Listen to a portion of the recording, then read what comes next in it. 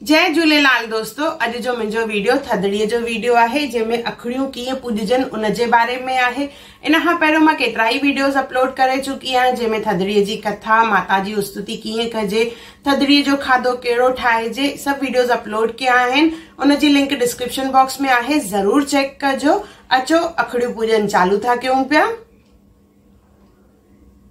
थदड़ीअ खां हिकु ॾींहुं पहिरियों जेको थधो असां पचाईंदा आहियूं जंहिंमें लोलो, कोकी, तरियल भाॼी, साई भाॼी, ॻच, ॾही, खटो भत सभु हूंदो आहे। उहो इच्छा अनुसार, पंहिंजे सामर्थ अनुसार उहो ब्राह्मणी मंदर में या टिकाणे में जिते कथा ॿुधणु वञिबो आहे उते उहा थाली खणी वञिबी आहे। हिकु थाली उतां जी हूंदी आहे, हिकु हूंदी आहे न्याणीअ जी थाली। त उहो मंदर में खणी वञिजे, उते पूॼा ॿुधजे और इन अखड़ियुनि जी पूॼा कबी आहे। ॾिसो विच में हिकु मटको आहे जंहिंमें पाणी भरियल हूंदो आहे। इन कटोरी में पहिरियों अखड़ियूं रखबियूं आहिनि। उन सां गॾु इन में शीतला माता जो लॉकेट रखिणो आहे।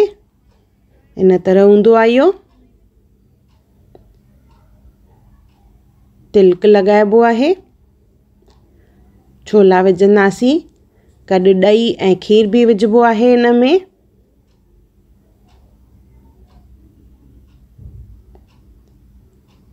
और उन खां पोइ पूॼा चालू कबी आहे। पूॼा करण महिल हथ में के अखड़ियूं खणंदा आहिनि, के छोला खणंदा आहिनि और के अखड़ियूं ऐं छोला ॿई गॾु बि खणंदा आहिनि। हिते असांखे पुष्पा आंटी पूॼा कराए रहिया आहिनि। त हथ में ॿ छोला खणंदा सभु, के 2 छोला खणंदा आहिनि, के 11 छोला खणंदा आहिनि। और अखड़ियूं घर में बि कीअं पूॼजनि उन जो बि मां लिंक डिस्क्रिप्शन बॉक्स में विधी आहे, उहा ज़रूरु चेक कजो। पहिरियों साॼे हथ में खणणो आहे, पोइ खाॿे में, वरी साॼे में, ईअं 3 दफ़ा करिणो आहे।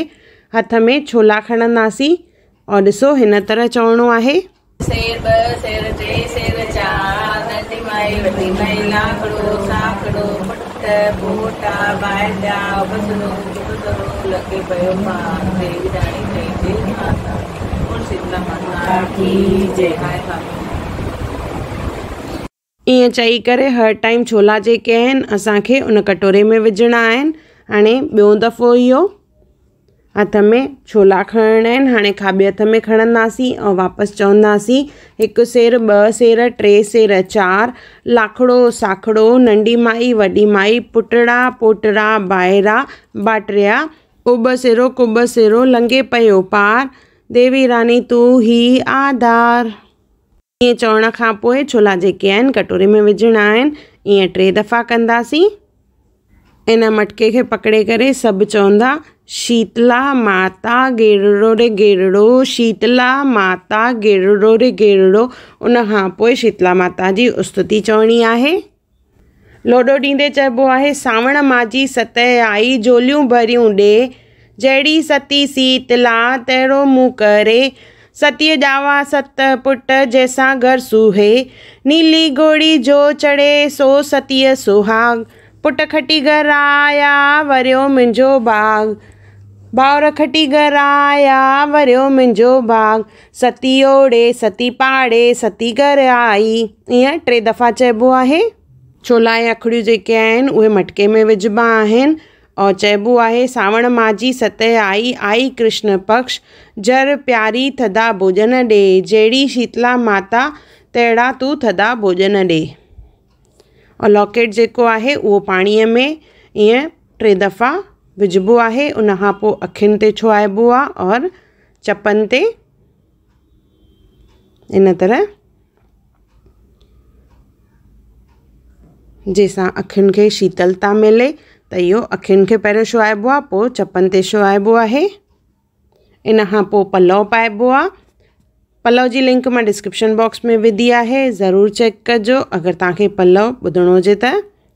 उन खां पोइ प्रसाद में ब्राह्मणी असांखे छोलो ॾींदी आहे जेको बिना चक पाइण जे छोलो खाइणो आहे, मतिलबु ॾंदु न लॻाइणो आहे उनखे और उनखे उघरे वञिणो आहे। जल ॾींदा आहिनि, तिलक लॻाईंदा आहिनि और पंहिंजे सामर्थ अनुसार असांखे दक्षिणा बि ॾियणी आहे। उन खां पोइ पनड़ो ॾींदा आहिनि, पनड़ो सोन जो प्रतीक आहे जेको अॼु जे ॾींहुं पाइणु ॾाढो ज़रूरी हूंदो आहे। इन जो पंहिंजो ई महत्व आहे।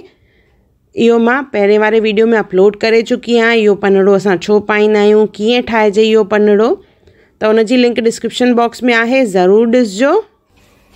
इहो पनड़ो कीअं ठाहिजे और इन जो महत्व छा आहे, इन जो मतिलबु छा आहे, इहो सभु मां पहिरियों वारे वीडियो में ॿुधायो आहे, ज़रूरु चेक कजो। और इहो शुभ हूंदो आहे अॼोके ॾींहुं पाइणु। थदड़ी माता जी कथा मां पहिरियों ई अपलोड कई आहे, छाकाणि त ॿई शयूं अगरि मां हिक में ई विझंदमि वीडियो त काफ़ी लंबो थी वेंदो, इन करे मां इनखे ॿिनि पार्ट्स में ठाहियो आहे, त उहो वीडियो ज़रूरु चेक कजो। उनजी लिंक डिस्क्रिप्शन बॉक्स में आहे। अहिड़े नमूने असां सिंधी जेका आहे इहा थदड़ीअ जी पूॼा कंदा आहियूं।